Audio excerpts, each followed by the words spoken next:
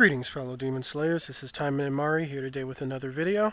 I'm sure you guys can already tell by the title that we are going to be doing the showcase or guide for this adorable waifu here, or my adorable waifu, rather, Emily.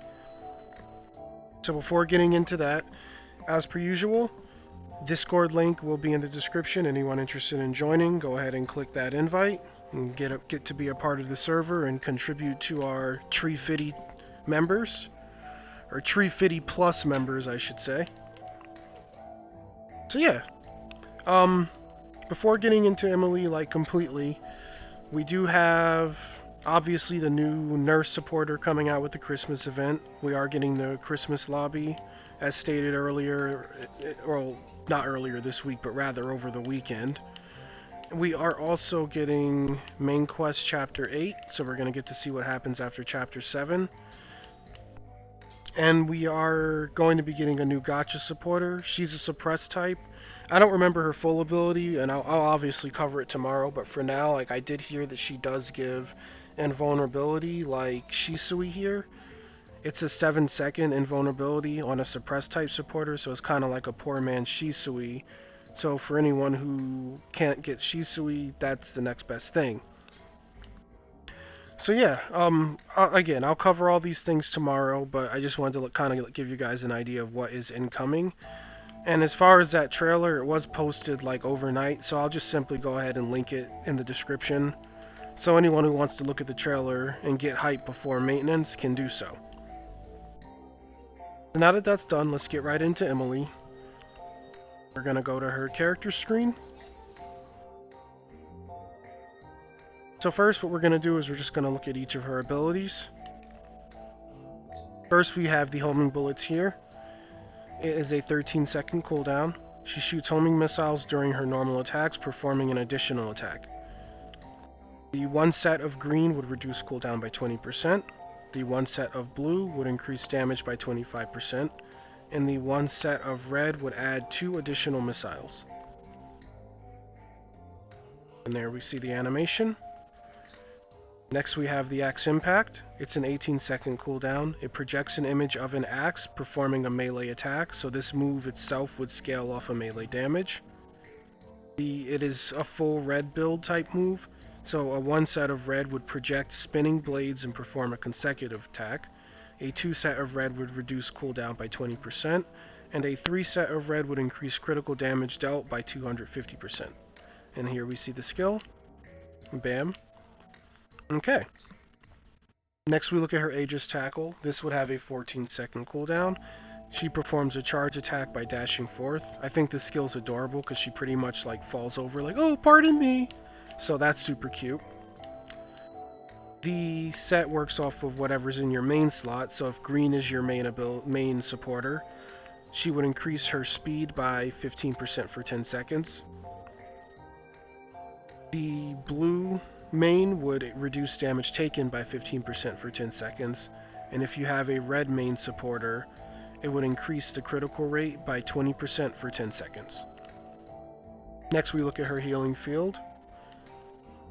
So Healing Field is basically her ultimate dodge.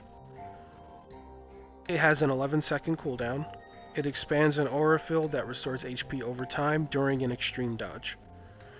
For a 3 set of green, it would increase the restoration amount by 100%. For a 3 set of blue, it would increase the restoration range by 50%. And for a 3 set of red, it would increase her restoration frequency by 75%. Alright, next we look at her Counter Bomb Trap. Now, a fun tip about this skill, it is a dodge, but it's more of a counter dodge. So it says here she can use it immediately after the attack, whereas something like Healing Field says immediately before the attack. So you can use these two skills together if you so please. I just wanted to make that clear for people who may think they're the same type of input. They are not, they can be slotted together.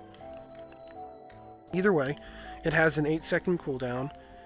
It says counterattacks with an explosion that knocks back enemies after being attacked. The 2 set of green increases damage by 10% for 5 seconds. The 2 set of blue would increase particle charge by 3% when using the skill. And the 2 set of red would snare enemies for 5 seconds. You can see she just simply like kind of falls back and bombs them. Next we look at ground shock. I like this skill because it does put her in the air, making her harder to hit. The only drawback I will say is if you decide to run this in PvP, beware that anyone who has a skill like, for example, Sakura's Shadow Shark, as she shoots the shark into the air and jumps up and does an air juggle, those types of skills can chase Emily while she's in the air. So just beware of that. But overall, I like this skill. It has a 14-second cooldown. It releases shockwaves from the drones, performing an AoE attack. The 2 set of green would knock down the enemy on hit. The 2 set of blue would reduce the enemy's defense points by 20% for 10 seconds. And the 2 set of red would reduce enemy speed by 20% for 10 seconds. Next we look at her gravity hold ability. It has a 12-second cooldown. Drones fly forth, performing a ranged attack. As you can see, she kind of shoots a not quite realized yet Frieza death ball. She kind of copies Yuki. The 1 set of blue would knock up the enemy. The 2 set of blue would restore HP by 3% of the given damage, so whatever damage you deal, you get 3% of that back as health with this skill. And the 3 set would increase her critical rate while using this skill by 50%. Next we look at the round slicer. So this skill has a 12-second cooldown, and keep in mind this is also an extreme dodge, so this cannot be used with healing field. So you'll have to pick which one if you're looking to run one of these skills. Okay, back into it. It has a 12-second cooldown. It unfolds spinning blades by performing an automatic attack during an extreme dodge. The 1 set of green would increase attack range by 25%. The 2 set of green would reduce ranged damage taken by 50% while the skill is activated. Now this I don't really like because the skill, the blade does form around Emily, so it kind of requires her to be close so the blade can shred things if you're looking to get any damage from it. So I think they should have had like all reduction, or if they did specify a type of damage reduction, I think it would have been better served to be melee damage and not ranged. But that's just my opinion, it just doesn't seem super cohesive with the close range nature of this skill. And then the 3 set would increase damage by 150%. And yeah, you can pretty much like Beyblade. And the last skill, but certainly not least, is her automatic skill. It's called Zero System. It says drones perform automatic normal attacks with 50% of the damage. So the 1 set would increase that damage by 20%. The 2 set would allow her to move automatically to the next area when enemies are terminated. And the 3 set would increase damage by 30%. So basically if you have the supporters slotted out, that 50% would just become the total 100% she would normally deal with her basic attacks, with the perk of her having the ability to auto move from area to area when enemies are cleared. Now this does not mean that she'll like play herself. Like if you just bring her into a room and then the fighting starts, she will not auto move, she'll only auto attack. So if your Emily's not tanky enough that you could just leave her alone to get beat on while she shoots stuff, she will die. But outside of that, like, yeah, it's not really a lot of gameplay on your part. You just have to move her. Like, as you can see here, she kind of strafes while doing the basic. And then on top of that, if you just, like, simply dodge or use whatever other skills you have in tandem with this, she becomes a pretty decent character to play overall. Now, Zero Systems does count as your attack button being held at all times, whether you're hitting it or not. So, if you pair it with homing bullets, Emily will also do homing bullets for you because Zero System counts as the input for holding down the attack. So keep that in mind if you pair these together and you're playing her, you won't really have to ever hit the attack button if you don't want to. So yeah. Now the 3 skills I am using for this PvE build showcase would be homing bullets, healing field, and her Zero Systems. So everything's been explained, you know what they do. I will say this, I am working on a PvP build for her, but I want to theory craft some stuff. Or rather, I have theory crafted, I want to test those theory crafts is the better choice of wording. So that build will be coming in the coming weeks. Right now I'm actually taking a week or 2 off of Arena to just farm up Magatama for Emily. So yeah, today it's just going to be a PvE build that I'm showing you guys. So for supporters, we are choosing to run Hibiki, since she does increase damage dealt with normal attacks to enemies with debuffs by 20%. Since Emily stands basic attacks, it's really easy for her to get damage off of them, and any debuffs caused would cause them to do 20% more, which actually turns into a really beefy damage buff. Her active would deal 700% damage to all enemies and reduce their attack by 30% for 12 seconds, so it's great because it further debuffs enemies' damage output towards you. It procs the passive, which allows you to do 20% more as well, and since it lasts 12 seconds, that's a pretty long duration.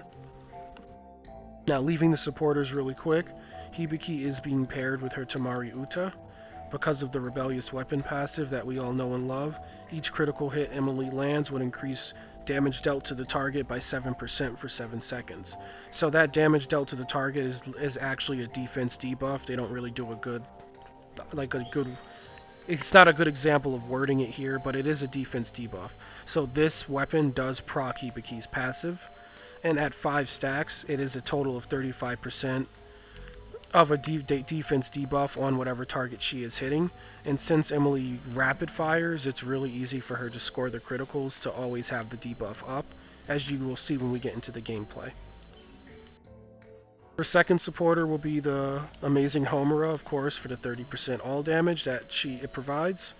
And then the only drawback would be that you take an additional 10% damage, but as we all know, that's a small price to pay for the damage she provides.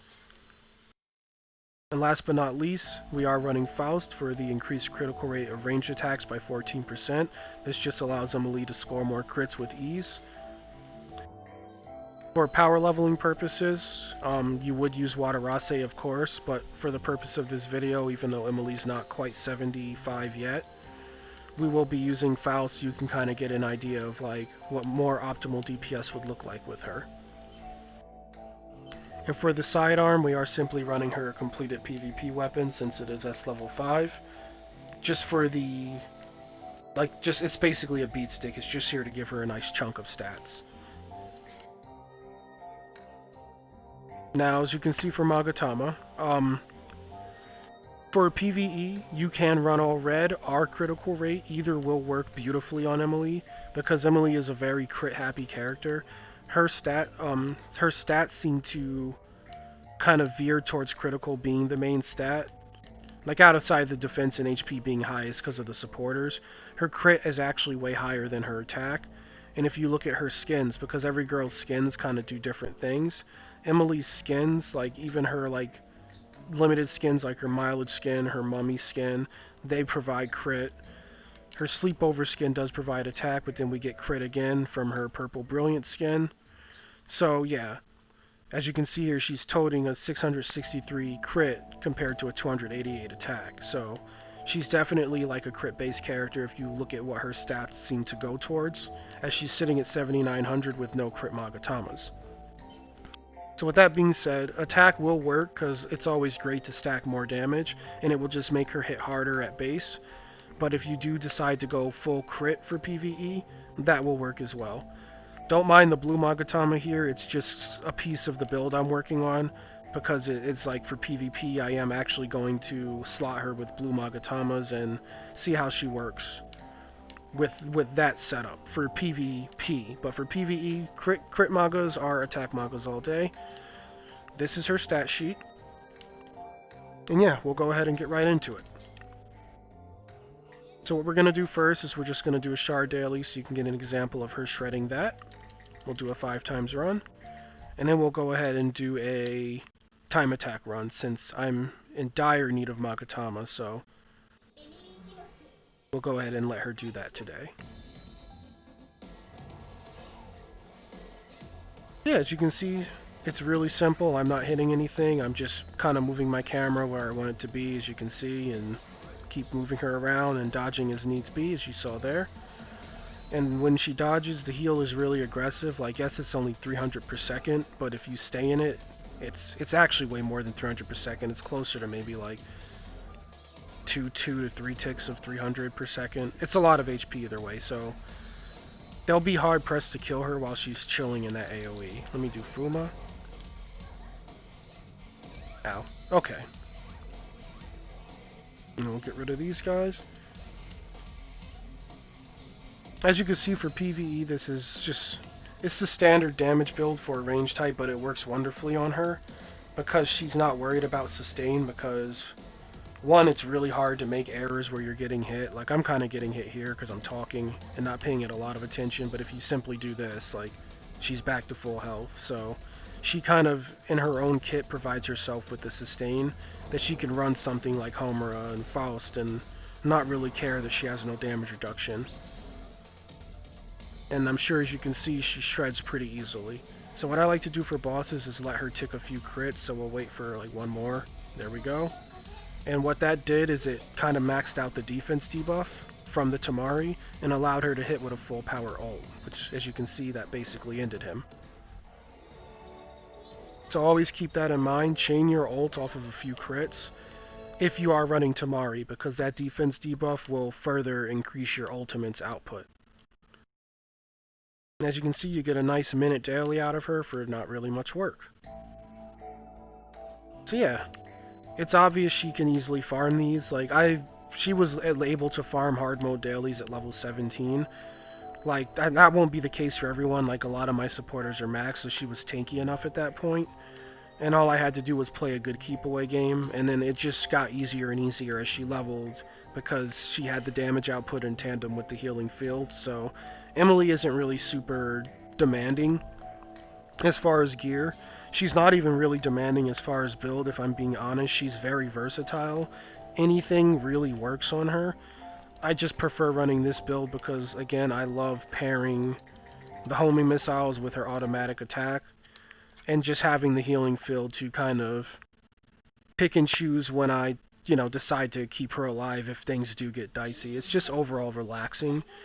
And I play games to relax, so having a total stress-free character is just... it's amazing. I don't really have to care if she gets hit because I can just do this. So that's enough about Emily. Like, you guys have pretty much seen what she'll do. I'll finish the mission, of course. But let's talk more about what's coming in the update. So I'm a little bit bothered. I mean, I knew it was coming because it's the pattern. We always get a new story chapter every few weeks. So I knew we were going to get a story chapter with this event. But what bothers me about it is this event is going to be forcing us to play in box 10 if we want the theme. So I don't really like that because that's already a huge AP dump, especially for free-to-plays or people without a lot of pots. They're going to be stuck doing the event, right? And then now we're getting hit with new story as well. So people are just going to... we're going to be so strapped for AP this week, it's going to be a bit crazy, if I'm being honest. Again, not that I'm complaining, because it's better to have stuff to do than not, and I do want to know what happens next in the story. It's just, God, it's gonna cost so much AP. Like, I can see some people burning all of their AP pots, like on the event or on story, or what, you're just gonna burn through them, and then you're gonna be stuck farming the event or story with natural BP for the next coming weeks, unless they give us more pots for free. So what I want to show you now that I'm done rambling about that is I'm fighting with her and moving her back, as you can see here, and she keeps going forward. So that's how her auto works. So if I let her kind of free, she'll go over there by herself. So I wanted you guys to see her auto basically working, her auto movement. Now while I'm fighting, she doesn't auto move. As you see, if I don't hit anything, she'll just sit there. Now that I'm not hitting anything, she'll go ahead and move to the next objective. So that's really one of the cool things about her. She feels like an on-rail shoot-'em-up. Like, that's 100% what she is.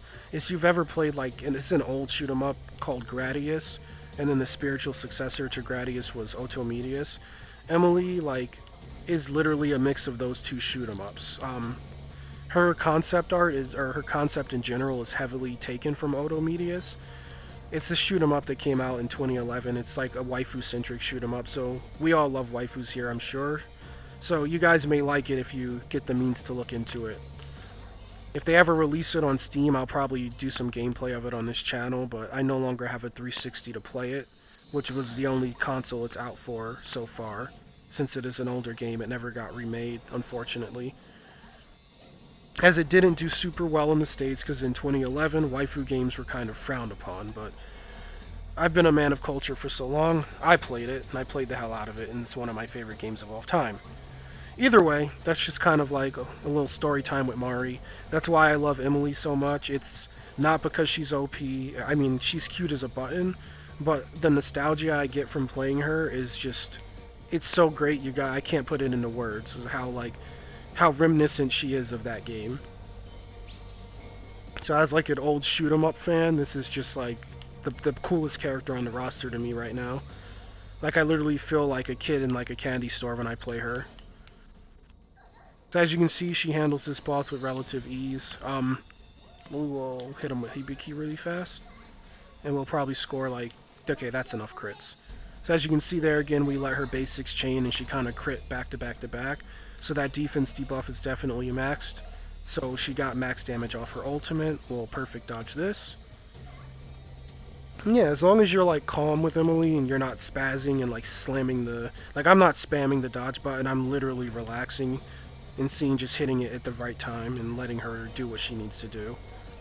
Oh, let me get out of this. Okay. So yeah. That's that. That's Emily in a nutshell. She's a pretty good character. I think red build, or this red build, is like, at least for me, it's the way to go.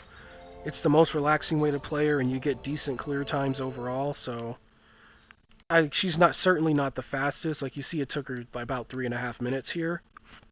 She's not gonna outspeed like every other character. Like Sakura with spin is gonna go faster than Emily. Oh, she maxed. I probably should have upgraded her. I didn't realize that. Either way, yeah, every other character on the roster is gonna out DPS her speed-wise, but if you're looking for something slow and steady that can consistently clear without much effort, Emily will do that for you. Let me go ahead and promote her here on camera. And there we go. Who's a good girl? Alright. So that's done. I'll get her to 75 later. Yeah, that's Emily Simmons in a nutshell. She will be out for gyms tomorrow. Now, I will give you guys this warning. In Japan, Emily was 1,200 gems. So, looking at the store here, I'm giving you guys a warning now. She may cost you 1,200, but who knows? Maybe for global, they came to their senses and she'll only be 1,000 like every other character has been. But we've already seen like a price jump because the original girls are 800, but then Renko and She Who Shall Not Be Named are 1,000. So it would be really unfortunate to see Emily be 1,200. Since she's only our third character, I just think the price jump isn't needed. Like I don't know how they justify charging 1,200 for her when every girl or every new character outside of the starters was 1,000. But I wanted to warn you guys that is the case. She may be 1,200. If she's not, great. Mari was wrong, and I'm happy I'm wrong in that case. But I'm letting you know so you can expect it. So later you're not super mad. Just don't shoot the messenger. Like I'm just telling you what may happen so that you're prepared. But outside of that little stipulation, yeah, we are getting Emily. As stated earlier in the video, we are getting Chapter 8. We are getting our new event, which will be a Christmas event. And we will be getting a new supporter in Gacha and a new supporter that is tied to the event. And we are also getting a playable box 10 because again, I believe I said this a few days ago, but we will also be getting a Christmas theme that can be earned. I hope, since we are going to have to pay AP to farm that theme, that it is permanent. I really hope we're not farming for a temporary theme. But, you know, we'll see tomorrow. I'll go into the boxes. I'll cover everything in the video as I do every Tuesday after the maintenance. So with that, yep, get hyped for Emily. Get hyped for the new content as it is coming.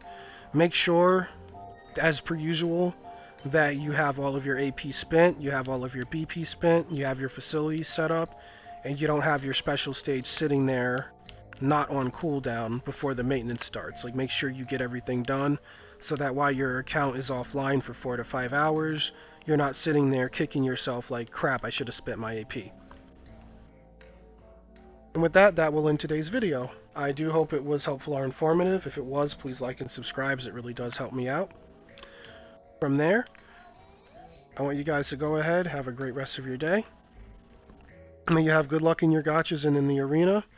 I do hope everyone that purchases Emily has as much fun with her as I have, because she's super fun. As you can see, she's already 70 because I just can't stop playing her. So I hope that fun translates to you guys, because games are meant to be enjoyed, and it's nice to have a character that is just utterly enjoyable. That's enough of me complimenting Emily in her adorable ways. You guys have a great rest of your day. Take care.